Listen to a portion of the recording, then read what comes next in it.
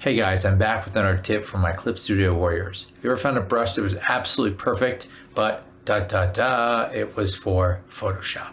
Well, with a lot of the new advancements, it's very easy to take your brushes from Photoshop and import them directly into Clipstudio Paint. We're going to show you how to do that right now.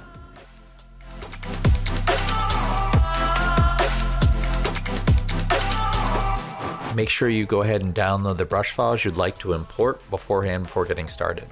First, we're going to start out and press the down arrow next to the subtool and then click the import subtool. And then it's going to open a window and we're going to be able to select the brush files that we downloaded earlier. We just want to open up our folder and we want to select the ABR inside the folder, which is an Adobe brush file. We're going to click on that and then we're going to go down and select open. Once we click open, that's going to load our files in.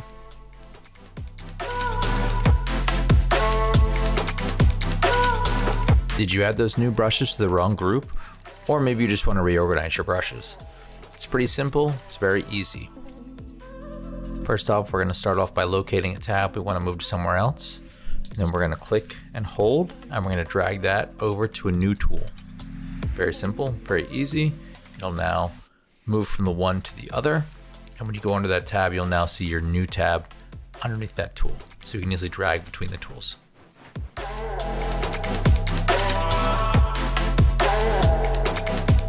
Still want a little more organization? Well, we can add a little more by adding new brush groups. To do this, we're first going to select a brush, and then we're going to say duplicate subtool. That's basically going to make a duplicate of that, and then we're going to have to rename it. Now we're going to click and hold that brush, and we're going to drag it up to the subtool. That's going to basically create a new subtool for us. Now underneath there, we can right click on subtool settings and we can rename it to whatever we want. Once this is done, you'll be able to add more tools to this subtool. That's all for this video. If you found it helpful, please leave us a comment below and subscribe for more videos in the future.